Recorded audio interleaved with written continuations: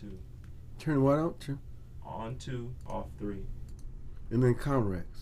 To be perfect, to be a perfect parent. There are thousands of teens in foster care who don't need perfection. They need you. For more information on how you can adopt, visit adoptuskids.org. A public service announcement from the U.S. Department of Health and Human Services, Adopt U.S. Kids, and the Ad Council. WGCV 620 AM, KC Columbia, a Glory Communication station. I'm not going to be able to hit exactly. Every day, I wake up at 5 a.m. to give Dad his medicine. Every day, I wake up at 5 a.m. to give Dad his medicine. At 6 a.m., I make his breakfast. Every day, I wake up at 5 a.m. to give Dad his medicine. At 6 a.m., I make his breakfast. At 7 a.m., I shower. Every day, I wake up at 5 a.m. to give Dad his medicine. At 6 a.m., I make his breakfast. At 7 a.m., I shower. I start laundry at 8. At 10, we go for a walk. Every day, I wake up at 5 a.m. For those dealing with the daily struggles of caring for a loved one, we hear you. That's why AARP created a community with experts and other caregivers for advice, tips, and support. Together, let's help each other better care for ourselves and the ones we love. Visit aarp.org/caregiving. A public service announcement brought to you by AARP and the Ad Council. In the small town of Elmira, New York, a boy was born into an all-American family. The odds of him opening his own clothing store at the age of 18? 1 in 138,000. Excited to be a part of pop culture, he packed for the big city. The odds of finding someone to invest in his vision? 1 in 4.5 million. The odds of him achieving his dream in the fashion industry? 1 in 23 million. The odds of having a child die.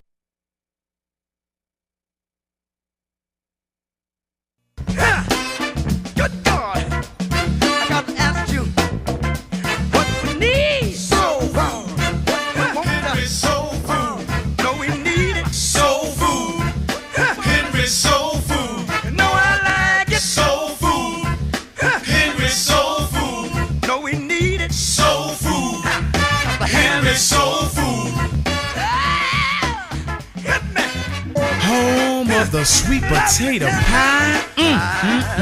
Even the keenest taste buds will tell you the best food on the planet. Large enough to serve you and small enough to know you. So get the Henrys at 5431 Indian Head Highway, Oxon Hill, Maryland, or give us a call at 301-749-6856. Soul food. Henry Soul Food.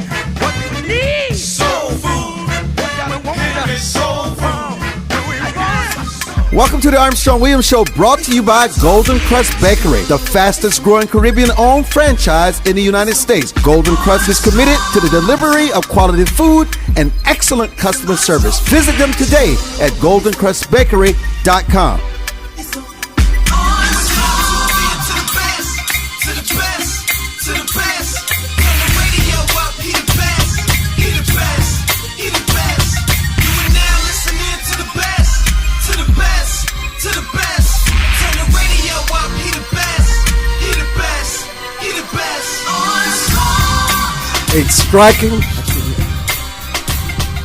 A striking exploration of the formative years in Franklin Delano Roosevelt's unparalleled public career when he was Assistant Secretary of the Navy during World War I. In Young Mr. Roosevelt, historian and biographer Stanley Weintraub evokes Franklin Delano Roosevelt's political and wartime beginnings. In 1913, President Woodrow Wilson appointed FDR at 31 an unpromising patrician, playboy, and obscure New York State Senator, Assistant Secretary of the Navy, exploiting his magic surname. When war erupted in Europe in 1914, Roosevelt expedited rearmament in the face of his administration's pacifism and neutrality. As the official in charge of procurement, naval stations, and personnel, young Roosevelt maneuvered himself into a powerful position with a huge budget. When war came to the U.S. early in 1917, his role increased dramatically. We welcome the the author of this book, Young Mr. Roosevelt, Stanley Weintraub, author of Final Victory to Our Airways. Stanley, welcome to the show, and thank you for writing the book. I'm sorry, would you repeat that again? Thank you for writing the book. Oh, you're welcome. It was fun to write, and it is an outgrowth of the other book you mentioned. Why Roosevelt? What fascinated about you in his early years? When I was working on the book that came out last year about Roosevelt's fourth-term election campaign, I interviewed a great many people who had been GIs voting by absentee ballot while they were in the armed services. And the sailors all said, I voted for Roosevelt because he was a Navy man. And that surprised me because I knew he had never been in uniform. But he was a Navy man. He had been Assistant Secretary of the Navy during both terms of Woodrow Wilson's presidency and in World War I. What about the influence and the shadow of his Uncle Teddy Roosevelt? He idolized his Uncle Teddy Roosevelt. There was hardly any president in our history who was more boisterous and feisty and publicity hungry as Theodore Roosevelt. He was very popular and very effective. And when young Franklin was a freshman at Harvard, he changed his registration from Democrat to Republican, so he could be part of the campaign. Otherwise, he was a Democrat all his life. Theodore Roosevelt encouraged his I have to call him his nephew. He was actually Eleanor Roosevelt's uncle rather than Franklin's. He was Franklin's distant cousin. But he was Uncle Ted to Franklin. He encouraged his career. He was very positive about him. And when World War I began, he said, Franklin, you've got to get into uniform. Because after all, this is what Teddy Roosevelt did. He had left his own job as Assistant Secretary of the Navy, got into uniform in the Spanish-American War, led the Rough Riders in Cuba, and that made him a great hero. It propelled him toward the presidency. Franklin couldn't do that. Woodrow Wilson said, we need you in Washington. And they did need him in Washington because the Secretary of the Navy really wasn't very effective. He was a politician, a newspaper editor. He had been an isolationist before the war began. Roosevelt had to go around him in order to get things done. And the result is that the buildup of the Navy was really Franklin's job and had nothing to do with Josephus Daniels. But Daniels was like an uncle to Roosevelt. He knew Roosevelt was going around his back, but he didn't mind that. He let him do what he had to do. Early on, when Roosevelt became Assistant Secretary of the Navy, he and Josephus Daniels were photographed on the Navy balcony looking out toward the White House. And Roosevelt had a smile on his face, and Daniels said, Franklin, I know what you're thinking. You're thinking you're going to live in that house someday. And perhaps his ambition was whetted by that proximity to the White House and his ability to do things in the executive part of the government. You know, he comes from a patrician background, an only child, incredible wealth, which truly helped his ambition in life. He was not as wealthy as people think he was because he had only a small endowment income as an inheritance. It was $6,000 a year. And when you translate that inflationary dollars, that's about $120,000 a year. So that wasn't really wealth coming from a patrician family. His mother had the money. His mother owned the property. He actually didn't inherit his mother's wealth and Hyde Park, the estate that is now the Roosevelt Library, until his mother died late in 1941, when Roosevelt was in his third term as president. He often had to cash money from his mother. At one point, when his mother gave him a cash birthday present, he thanked her for it and said, "Now I can pay the doctor for Jimmy's appendicitis operation." Stanley Weintraub. He really lived the life of a wealthy man without the wealth. Many people do that in America these days, right? Yes. Logan Delaney, always our Wednesday commentator. I'm sure you have questions for Mr. Weintraub. Go ahead. Well, that is an interesting, what you're saying is that Roosevelt never really had a lot of money. Now, most Americans, if they had an income of $120,000 a year, I assume most of it was tax-free in those days, or pretty close to it, would consider that a pretty good annuity to have coming in every year without having to do anything, and what you earn is pretty good. But that meant that he had no real incentive to work. Many had no incentive to work. But I find it very interesting because as I was growing up, I always heard Roosevelt deified when I was in school, my parents, and as I got older, I became less enthusiastic about Roosevelt because I began to learn some of the dark side of President Roosevelt. And one dark side that I learned about, and it was really amplified in Amelie Schle's book on the Forgotten Man, was how Roosevelt really brought the welfare state to the United States. But bringing the welfare state to the United States was a mixed blessing, because instead of getting us out of the Depression that he inherited from Herbert Hoover, it really prolonged the Depression until the Second World War. Now, I know that there are dark sides about Roosevelt. You can probably tell us other dark sides about Roosevelt. I could tell you about a dark side that turns up in this book, Young Mr. Roosevelt. His affair with his wife's social secretary, Lucy Mercer. His affair nearly broke up the marriage. But there was a family conclave. I find that and Eleanor and Franklin, and they discussed what to do. This was before the press became so open about scandal. So that if Eleanor were to divorce him, there would certainly have been scandal, and that would have ended his public career. I found they didn't do that, and they remained married. And she became an adjunct to the presidency later on in her life. One of the other things that I have been told is that, I look at some of his appointments. For example, that of Ambassador Kennedy to the court of St. James.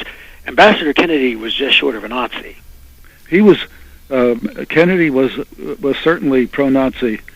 Roosevelt appointed him, not knowing that political background, and giving him the job because he was wealthy and could afford to be the ambassador.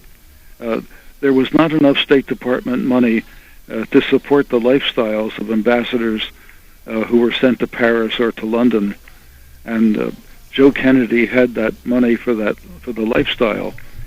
When Roosevelt discovered how isolationist he was and how pro-Nazi he was, he finally moved him out of the court of St. James and sent him home.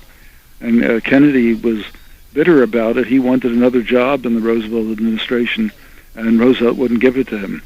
So during World War II, the only function he had was sending his sons into the service. And Joe Kennedy Jr. was killed. Wasn't he appointed as chairman of the SEC by Roosevelt? That was early on.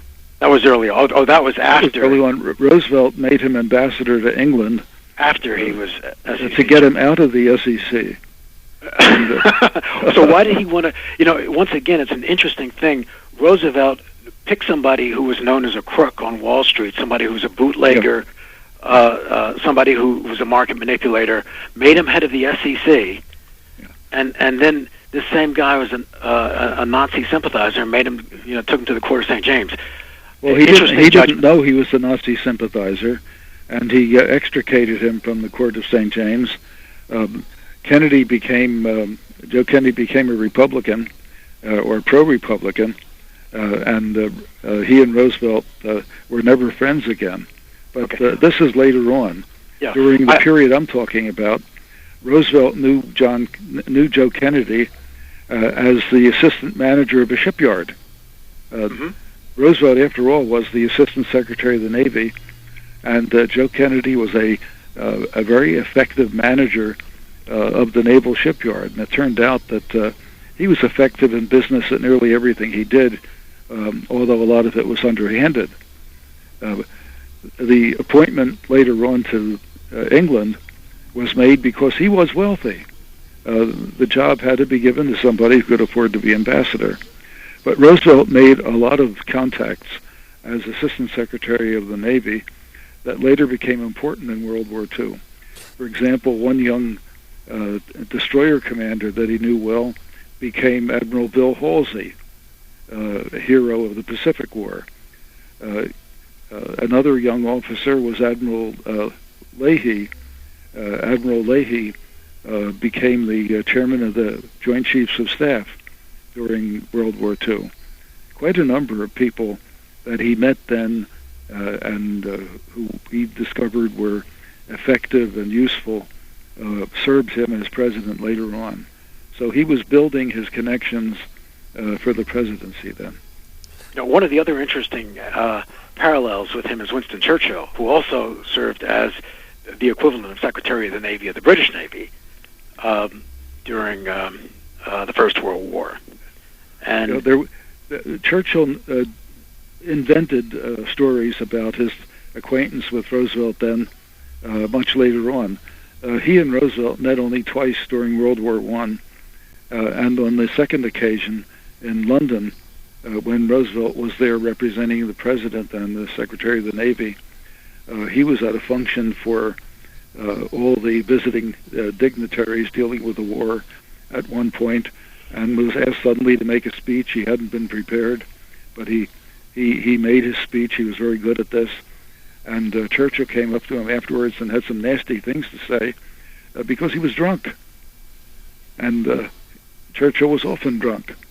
Yeah, I heard Churchill was an alcoholic. Yeah.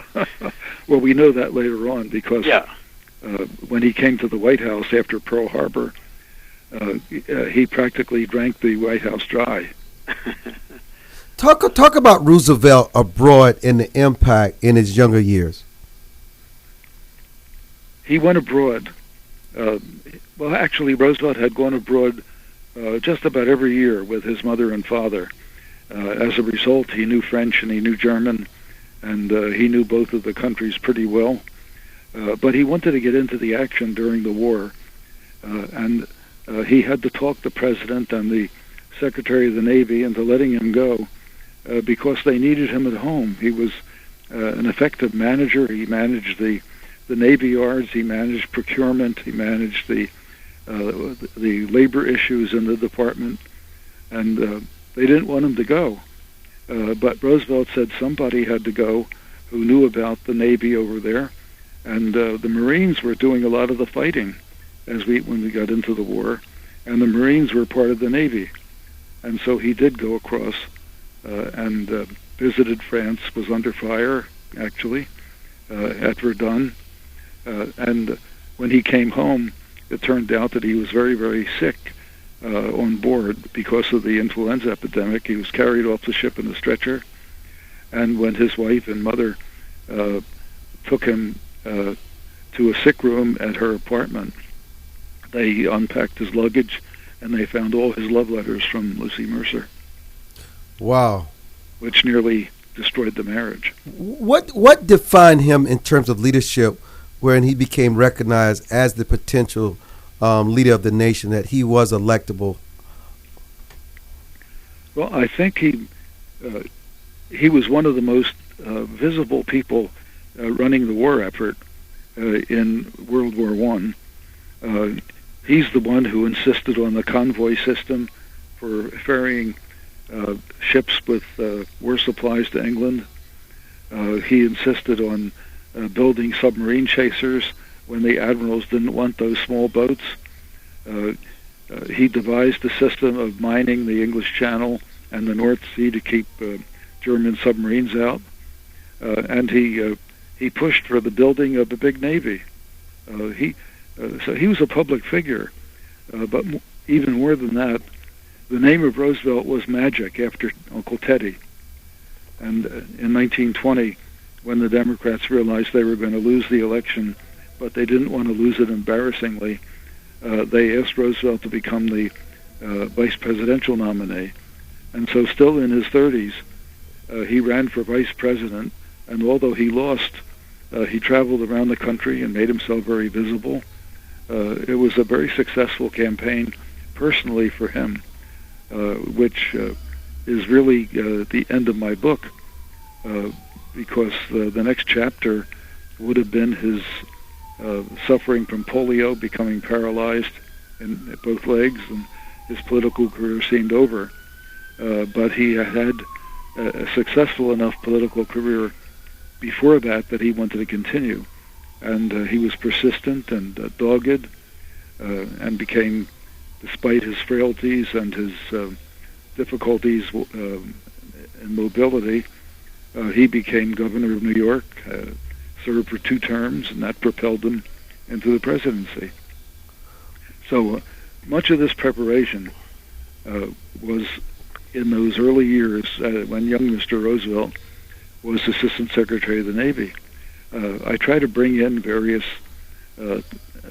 elements of that later life during this period. For example, Roosevelt was the person who presided over the launching of the battleship Arizona in 1914. The battleship Arizona, of course, would be destroyed at Pearl Harbor and is still at the bottom of Pearl. Professor Weintraub, just hold there. We're coming back. It's a fascinating book. It's an education. I'm sure Logan is chomping at the book. Stanley Weintraub is our guest. Young Mr. Roosevelt. We'll be back.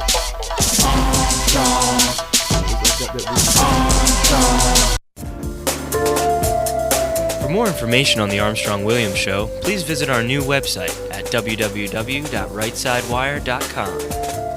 There you can find his syndicated column archive, view live streams, and get your favorite conservative pundits' views on the current issues affecting the American people.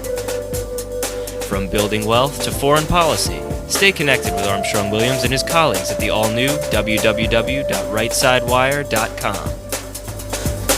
Hi, this is Armstrong Williams. What does it mean to be conservative? Freedom of speech, freedom of free enterprise, freedom of assembly, less government, less taxes. As a matter of fact, a flat tax. Everyone should pay proportional tax. It doesn't matter whether you make $100 million or $10,000. Everyone should pay their 10%. Everyone should have something at stake in this American economy. I'm Armstrong Williams, expressing what we mean by conservative traditional value. America must change course if we hope to survive and save the American dream for our children and grandchildren. How do we fix Social Security and Medicare? How do we cut government spending? How do we reform health care? How do we simplify the tax code? The Heritage Foundation has a bold plan that tackles these tough problems using common sense solutions that leave partisan politics on the sidelines. Find out how we can save the American dream at savingthedream.org, paid for by the Heritage Foundation.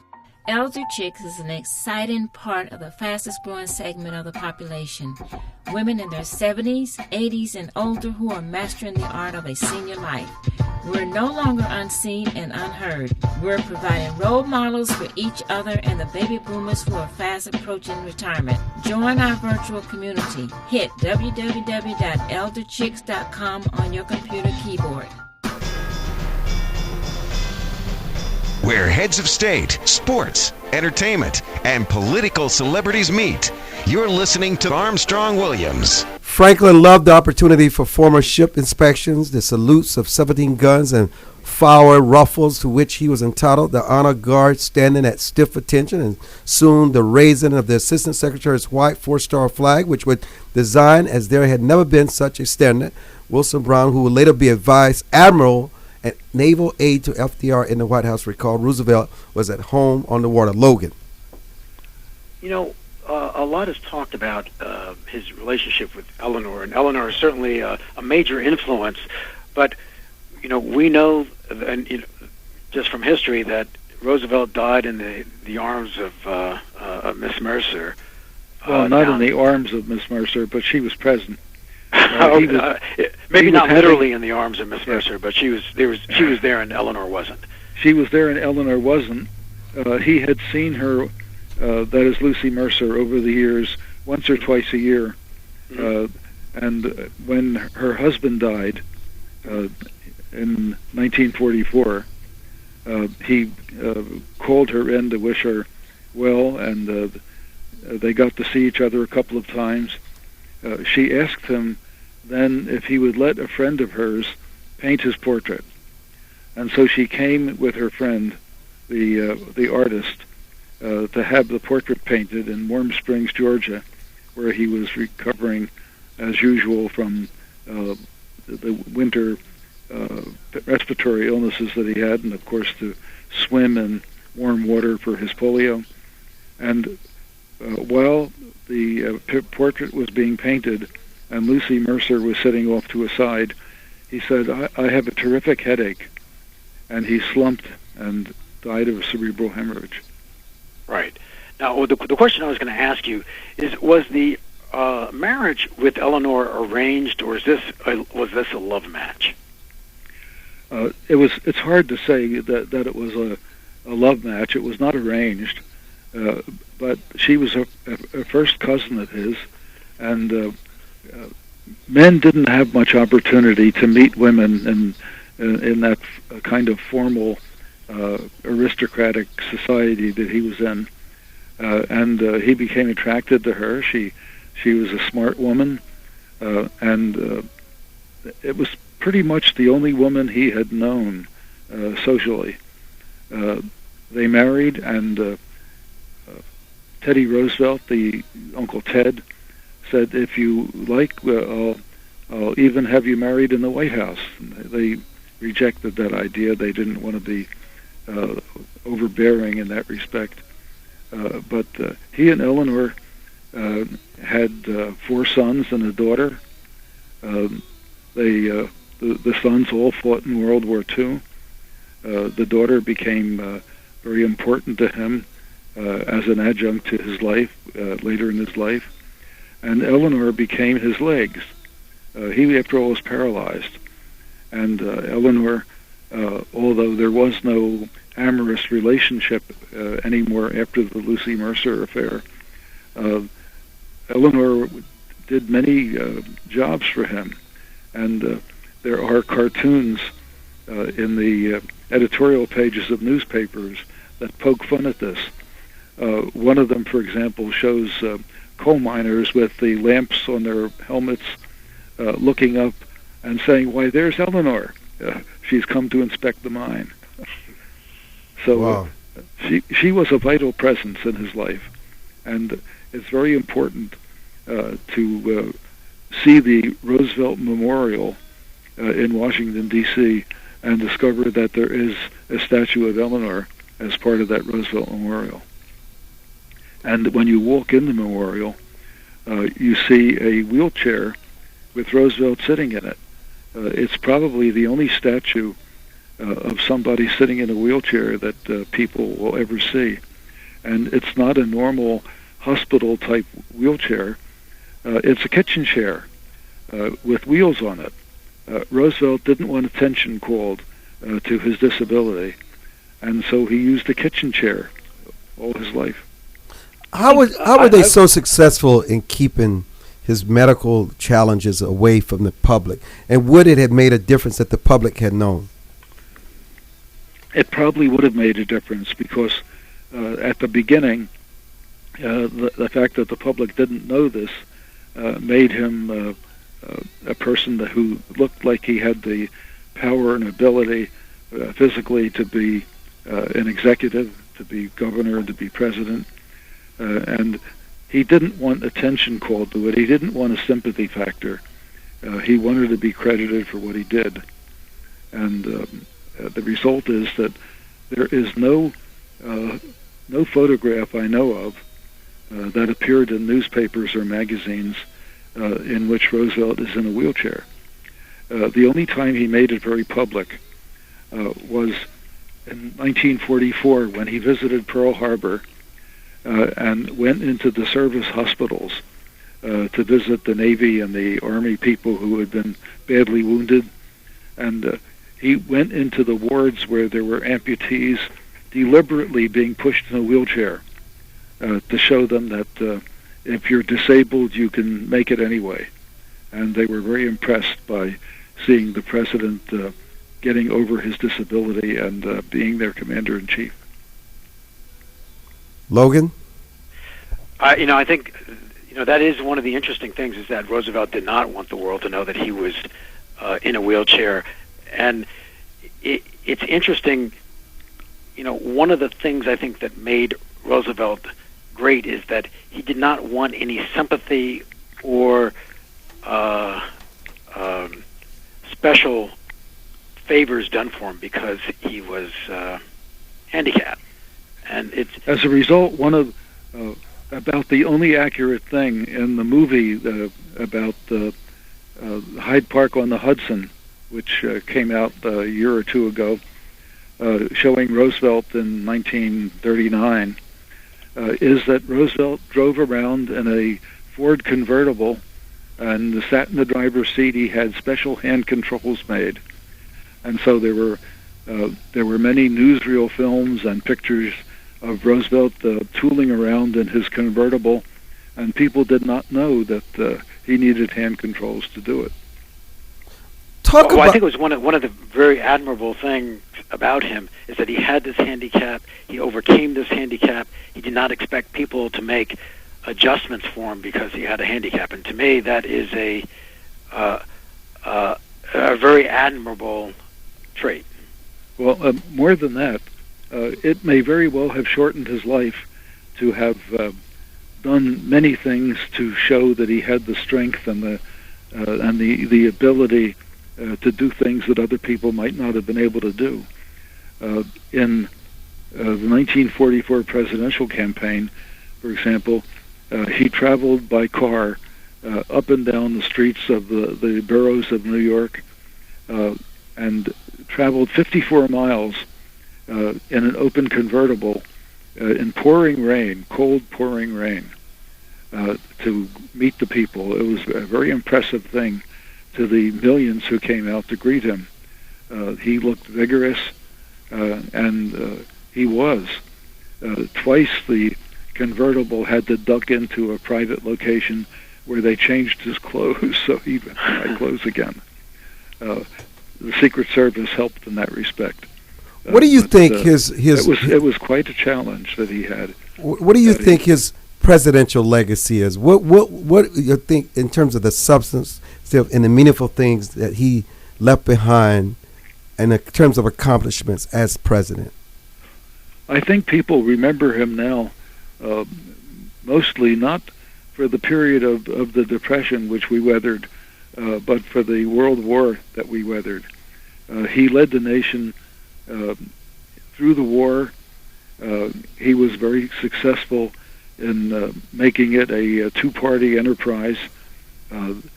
It was not a matter of battling for appropriations or holding the Navy more importantly than the Army or anything of that sort. He was a full-dress commander-in-chief, and he made it certain that people knew that he was commander-in-chief. He traveled to Army bases and to Navy yards. He spoke regularly on the radio to people, and at times when things were pretty tough. On the evening of D-Day, when we wondered whether in June 1944 the troops were going to make it or be driven back over across the channel, Roosevelt spoke to people on the radio and offered a prayer for the success of our forces. It was very moving and very effective. People loved him for what they called his fireside chats. I realized nobody really spoke at a fireside He spoke from his office, and people didn't listen to him at their firesides. They often listened to him on a little Bakelite radio in their kitchens. But it was a homey thing to do, to talk to people as if he was next to them at their fireside. And he did that very, very often. And he held, well, most presidents do not do this, he also held press conferences very regularly. He held about 1,000 press conferences during his time as president. And these were public events. Hundreds of reporters clustered around. Movie cameras were there. This is before television. Movie cameras showed him. But he was always sitting behind his desk. So people did not know that he was a person who had crippled legs. One of the questions that nobody can really answer, but it's interesting to speculate on, is that one of his legacies was the development of the nuclear bomb. I mean, he had the foresight with Einstein and Oppenheimer and doing the convincing to work on an atomic bomb. Do you believe that he would have dropped the bomb on Japan to end the war soon, and if he had it, would he have used it in Europe as well? Well, we know that the real problem was the trigger mechanism, which hadn't been solved yet when the war with Germany was still on. During the Battle of the Bulge, which was December 1944, he called in General Leslie Groves, who was in charge of the Manhattan Project, the atomic bomb project. And he said, "Can we have an atom bomb ready to drop on Berlin?" And General Groves knew that there was a big problem over in France then, and we needed help. But he said there was no way we could do it. The trigger mechanism hadn't been devised yet. And so the bomb wasn't used until Japan. And many servicemen who served in Japan now say, thank God for the atomic bomb. Because it's interesting. I was sitting with... We would have lost 1 million men invading Japan. I was having breakfast with a World War II vet a couple of days ago, and he was saying how he was in the European theater. They had just won, and they were getting ready to get shipped to Japan, and they were all dreading it. Yes, many of the servicemen in France and in Germany were being retrained to ship out for Japan, and some of them were actually on troop ships toward Japan when the atomic bomb was dropped. I researched that period for a book on the end of World War II and found that one brigadier general, who had been a colonel then, had complained because he was listed as leading a unit in the second wave of the invasion of Japan. And he said, I don't want to be in the second wave. I want to be in the first wave. I want to get promoted. And he was told, oh, no one will survive that first wave. So you're lucky you're going to be in the second wave. How can someone go out and get a copy of your book? The one at the end of World War II? Oh, Young Mr. Roosevelt. Oh, Young Mr. Roosevelt was officially published yesterday. So it should be in bookstores now, and of course it should be available online if people are in the habit of buying books online. It's also an ebook, and it will soon be an audio book. So it will have a lot of guises. I hope it'll be out for quite a while. Well, we wish that it's a bestseller. It's an excellent read. We thank you for reading it, writing it. Do you have a web page? No, I don't, but I'm easily found online. Well, thank you for joining us, and we wish you all the best and much success with Young Mr. Roosevelt. Yeah. Stanley Weintraub. Yeah. Thank you. Thank you. So, Logan, we're going to take a little break here and come back and open up the phone lines at 1-866-801-8255 and talk about what's going on in the world, what's going on. It looks like the front line of the Republican Party is breaking. I see some cracks in the pack, Logan. Well, there may well be. There may well be. Cracks in the packs. Not a good thing. Not a good thing if you're standing on principle. Let the government stay shut down for another year. Didn't you echo those words, Logan? Well, you know, I think one of the issues on the whole issue of whether the Republicans should hold the course or not is a very complex political issue. You know, I mean that's understating it. But you know, we have to figure out. The Republicans have to figure out how to get the president to compromise. One of the biggest things is the president says he's willing to compromise, but he's not willing to negotiate. I don't know how you can negotiate and compromise if you're not willing to negotiate. And, you know, when you're trying to solve a problem in a democracy like we have, you really have to be willing to give up something. Both sides have to be willing to give up something. The Republicans have actually put forth several proposals that are compromises. Now, the Democrats may not like all those proposals that they've put up, but you just can't, as a Democrat or as a president, say, I'm not going to make any compromises, because that creates a situation where everybody's backed into a corner and the losers are the American people. Do you think the real losers are the American people in this, what they consider to be a crisis so far? I think the losers are the American people, not because the government is partially shut down. I mean, I think 98% of Americans will not even notice the shutdown. But the losers are the American people, because what the shutdown shows is... Hold the point. 1-866-801-8255. We'll discuss what the shutdown shows. 1-866-620-6620. 1-866-620-6620. We'll be back.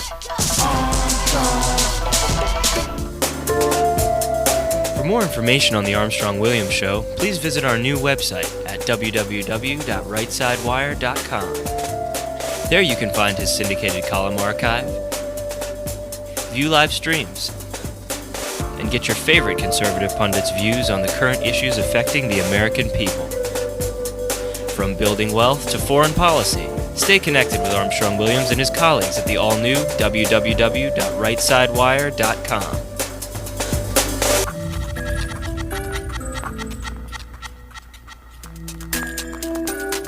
America must change course if we hope to survive and save the American dream for our children and grandchildren. How do we fix Social Security and Medicare? How do we cut government spending? How do we reform health care? How do we simplify the tax code? The Heritage Foundation has a bold plan that tackles these tough problems using common sense solutions that leave partisan politics on the sidelines. Find out how we can save the American dream at savingthedream.org, paid for by the Heritage Foundation. Join the millions of Americans who pursue one of our country's finest traditions, from hunting to sports shooting. Since 1871, the NRA has grown as a service organization involved in all aspects of shooting sports and is a proud defender of the Bill of Rights. Join today to begin taking advantage of exclusive membership offers and discounts, including up to $25,000 in insurance coverage. Contact the NRA today. Call 1-800-672-3888 or visit nra.org. Anderson Brothers Bank, a family-owned and operated establishment that blends traditional personal service, local market awareness, and advanced technology to meet the financial needs of its customers. Visit abbank.com or call 843-464-6271 to see how they can assist you with your banking needs. Where heads of state, sports, entertainment, and political celebrities meet. You're listening to Armstrong Williams.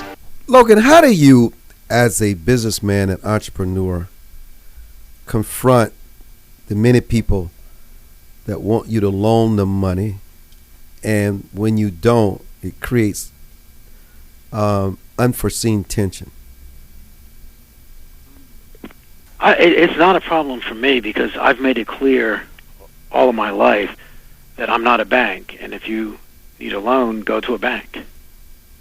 But I'm sure sometimes it involves people where you're shocked that they ask you, and how do well, you? If what you do, and I mean, I have made some business loans. I have made some loans to people I know, but I ask for the terms that the bank would ask for, and ask for the same kind of materials. And if the person is willing to give me the same kind of collateral that a bank would have, and give me the same kind of assurances that I'm going to be the first one paid, then I will make that loan. The only other loans I have made are to close friends and family members, and I only put up enough money that if I lose that money, I would consider it a gift, and it would not affect my friendship. So I would never lend somebody more money than I would be willing to give them. But let me go. Larry has a comment, and I think that's the key. If you want to maintain your relationship with somebody, don't lend them more money than you'd give them as a gift. Interesting. We're going to come back to this. Larry, your comment. Thank you for calling. Yeah. I just wanted to ask you, Armstrong, did you hear the president's statement last night on exactly what's going on? You know what I'm saying? The way he explained it, he broke it down so good that even a child could understand. And just because the president says it, you think it's the truth, the whole truth, nothing but the truth? Well, the fact of the matter is a law that has already been passed.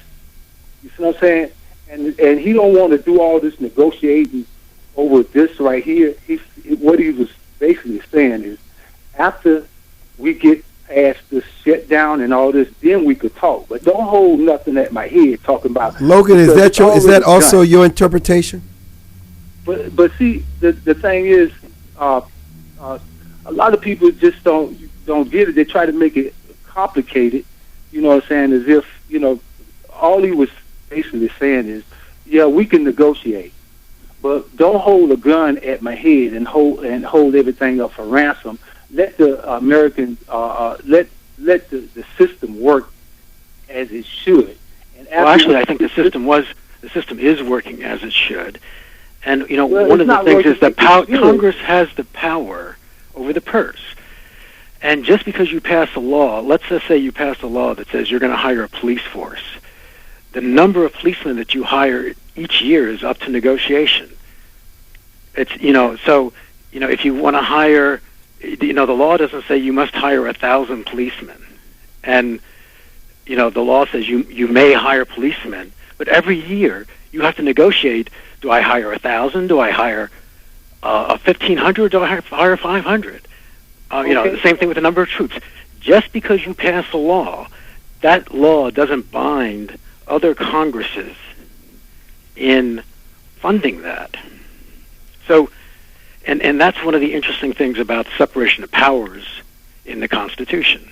So the president is absolutely wrong in that the fact that just because a law was passed doesn't mean that the Congress doesn't have the right or the obligation to determine what the level of funding should be.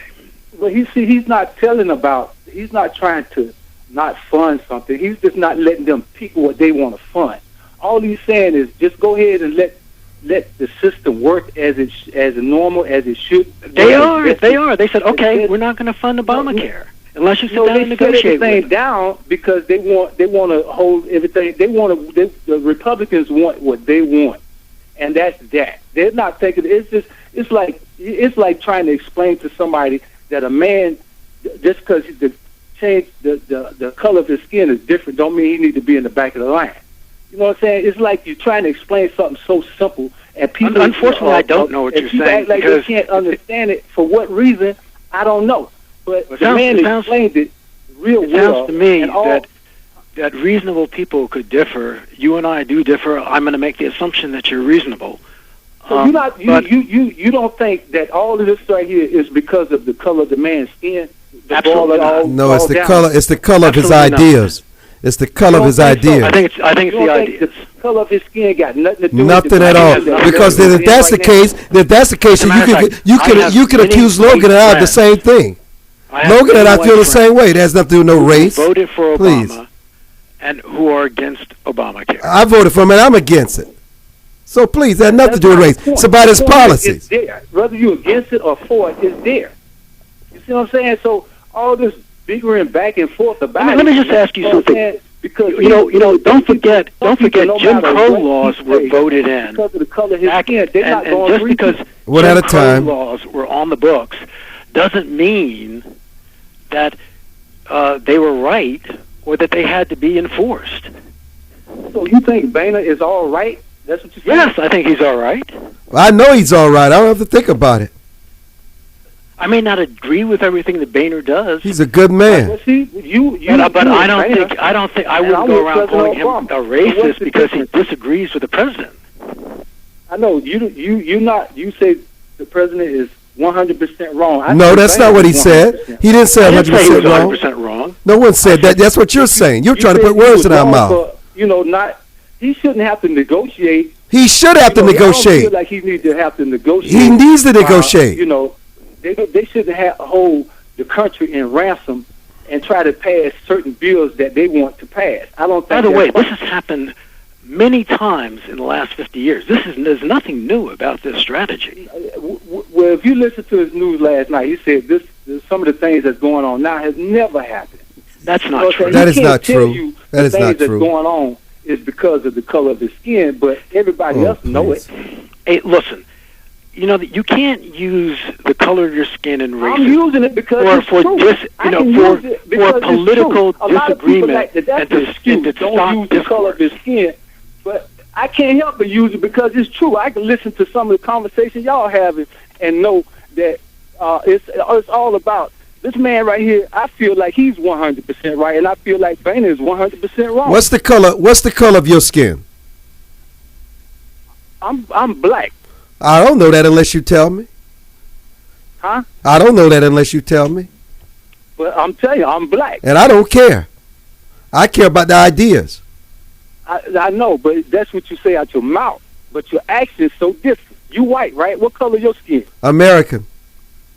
But I could tell you white by your conversation. Now you're acting ignorant.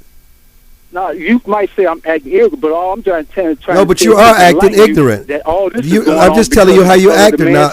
Now you're becoming unreasonable. Because you don't like what I'm saying and you can't handle it, so you have to resort to personal attacks. Because you can't defend your weak ideas. You can't defend your weak ideas, so you have to resort to ad hominem attacks. Well, see, I'm not resorting to anything. That's exactly what you do because you can't defend your ideas. The President of the United States, y'all only call him Obama, but he's the President of the United States. And he's not even getting respect. You call Bush Bush. You call Bush Bush. So what's the difference? And Clinton. What? Man, stop. Come on, man. What did you call President Bush and President Clinton? Why don't you go talk to somebody who allow you to get away with this weak argument? The color of this guy called him the president. Your argument is weak, and that's why you're getting upset. Heard anybody just out calling the president by his first name or talking about him or wanting to find his birth was when it was a black president. You don't agree? No. You better hang up, motherfucker. No. Huh? No. No. Not at all. You don't agree? No. No, I don't agree. You don't agree that... How many ways you want me to say it? We don't agree. Same issue came up. So you think there's nothing racial about the way they treating the president? No. Nothing racial at all? Nothing. Okay, thank you. In fact, he gets a pass because of that. So everybody ought to know not to even listen to this, your broadcast. But there's a reason you're listening so you can be elevated. I'd hang up too. If I can handle the heat. Please. It's interesting, Armstrong, how there's a certain segment of the liberal population that wants to stop discourse on the issues and the ideas by using racism. I mean, when we're talking about Medicare, Medicaid, we're talking about a really critical issue that we really should be talking about, which is the federal debt and whether the federal government is going to default, okay, which has nothing to do with race, has nothing to do with skin color. It has to do with how you most appropriately fiscally manage the United States government. And there's a major disagreement on how we should, how we should finance this country. And this gentleman wants us to stop talking about it. No, what Because he the wants, president's black. he wants you're us racist to, if he you he wants us to agree with him. And because we don't he agree wants with us him, to not talk about it unless we agree with thank it. you. It doesn't work that way. Defend your ideas that's if you not can't the way defend them. democracy works. If you can't defend your ideas, then you should embrace ours. That's exactly right. That's the way I see it. And then here's the thing that gets me, my gut balling. They think that whatever you and I believe, it has to become from their being in awe with the white man. Everything has to be the white man. Because they still sound like slaves. The white man this and the white man that. Why can't I be free enough to come to my own conclusions? What nonsense. Well, I look at it as, there's a certain amount of mental slavery that still goes on in the United States. No, when they speak like that, they still think they're still in awe with white men. I'm not in awe with nobody but God. Okay? I come to my own conclusions. Okay?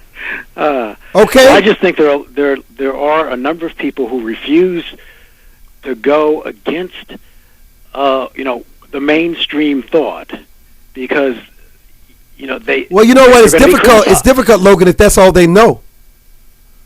Yeah. So you would think they want to listen and hear what other people, what ideas other people have, what other solutions there are to the problems. No, they think everything is reduced to race. It's about race. And as long as they can think about race, they don't have to think about the real issues and the real problems and the glitches that have taken place over the last 24 hours over the exchange and Affordable Care. They don't want to deal with that. There could actually be issues because if you say race, you expect us to think that says everything. Just move on to the next topic. I am not that shallow. I think deeply, I think long, I think hard, and we do research. I agree with you, Armstrong. I'm right there with you. There are a lot of people who agree that we really have to discuss the issues, discuss them.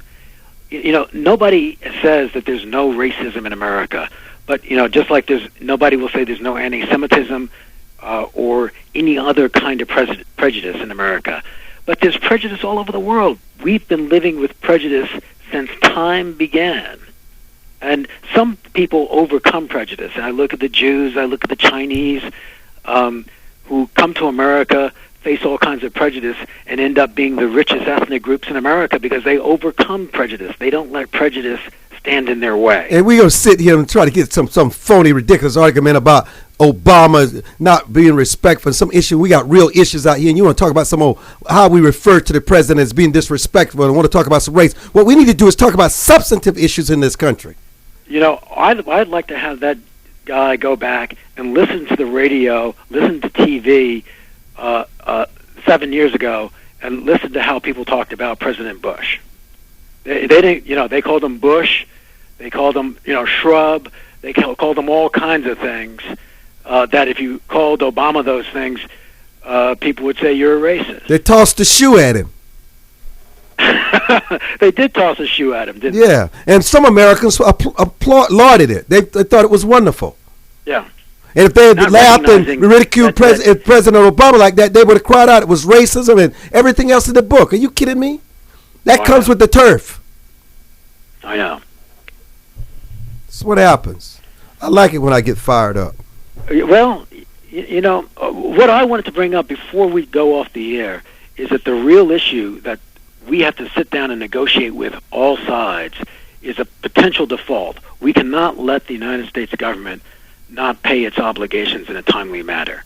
And if that happens, nobody knows what the impact that's going to have on our economy and the world economy and how you pull yourself out of it. Yeah, we have a lot of issues. We have a lot of problems. Day. Yes, just a topic for another day. But it's important for people to really do their own research and their own investigation. Just don't take it from me and anybody else. Do your own research. And if you're in search of facts, you can only come to one conclusion. No other conclusion can you come to. Well, I think you can come to different conclusions. I can see how some people like what the president's doing, if you want the government to take care of you, if you're willing to give up your freedom, you're willing to give up your money, you're willing to give up, your ability. If to you're willing to be a slave, if you're willing to be a slave, then okay. Then okay, Logan, we're out of that's not time, how brother. America We are was out of built. time. Thank you for joining us. We want to thank our earlier guests, Stanley Weintraub, Logan Delaney. Thank our callers. This is another edition of the Armstrong Williams Show. Info at rightsidewire.com. Good day, everybody. Hello, everyone. This is Armstrong Williams on the right side.